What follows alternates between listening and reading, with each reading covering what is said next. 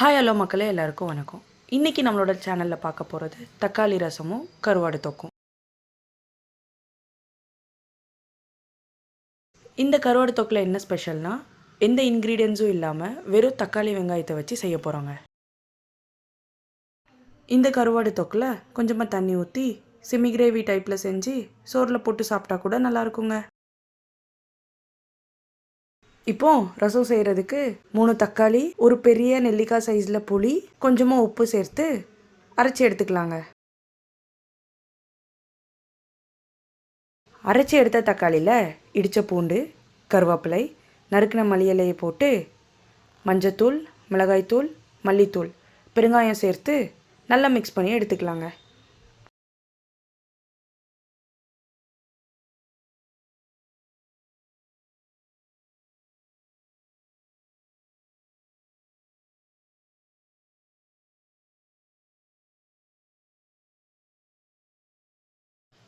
இப்போ அது கூடயே தேவையான தண்ணி ஊற்றி பெருக்கி எடுத்துக்கலாம்.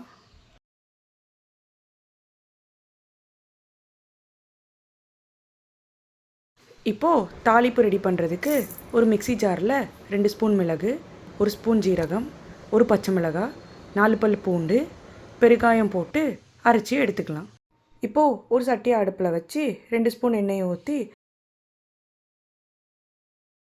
1 ஸ்பூன் கடுகு போட்டு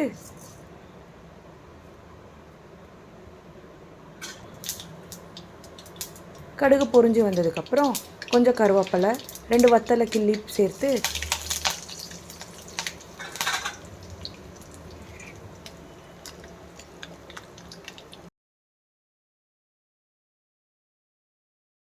அது கூடவே அரைச்சி வச்சுருக்க பெப்பர் மிக்ஸை போட்டு வதக்கிக்கலாம்.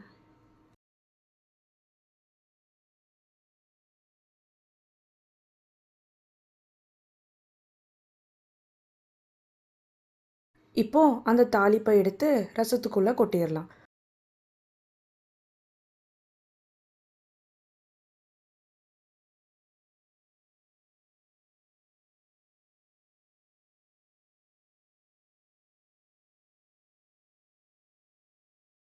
ஒரு கொதிக்க விட்டு எடுத்தால் ரசம் ரெடிங்க. ரசம் ரொம்ப கொதிக்கக்கூடாதுங்க.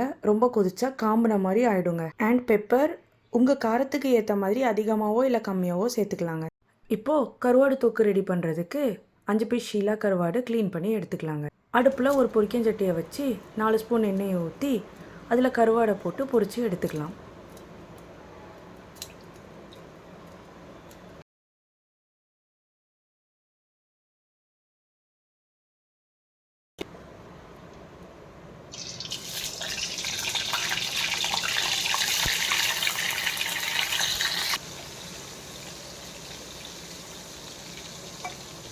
நீங்கள் கருவாடை பொரிக்காமல் சுட்டு கூட தோலை நீக்கிட்டு யூஸ் பண்ணிக்கலாங்க. இப்போது தொக்கு ரெடி பண்ணுறதுக்கு ஒரு சட்டியை அடுப்பில் வச்சு 2 ஸ்பூன் எண்ணெயை ஊற்றி அதில் ஸ்லைஸ் பண்ணி வச்சுருக்க வெங்காயத்தை சேர்த்து நல்லா வதக்கிக்கலாங்க.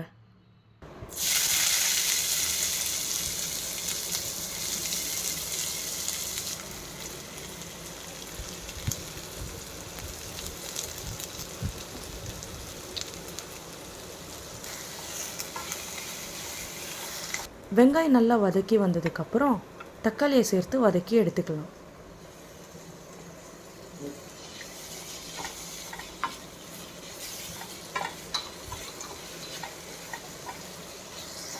இப்போ பொரிச்சு எடுத்த கருவாடை முள்ளை எடுத்து சின்ன சின்னதாக பிச்சு போட்டு வதக்கி எடுத்துக்கலாங்க.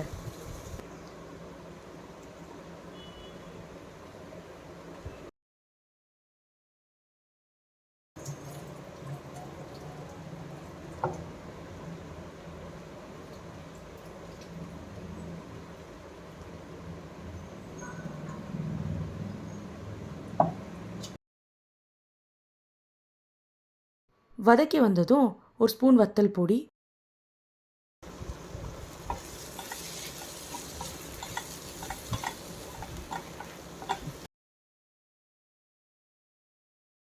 கால் ஸ்பூன் மஞ்சள் பொடி சேர்த்து ட்ரையாக கிண்டி எடுத்தால் அவ்வளோதாங்க, நம்ம கருவாடு தொக்கு ரெடி. சம்மரில் மார்னிங் பழைய சோறு கூட கருவாடு சேர்த்து சாப்பிட்றதுக்குன்னே தனி ஃபேன் பேஸே இருக்குங்க. நீங்களும் ட்ரை பண்ணி பார்த்துட்டு எப்படி இருக்குன்னு கமெண்ட் பண்ணுங்கள். பாய்.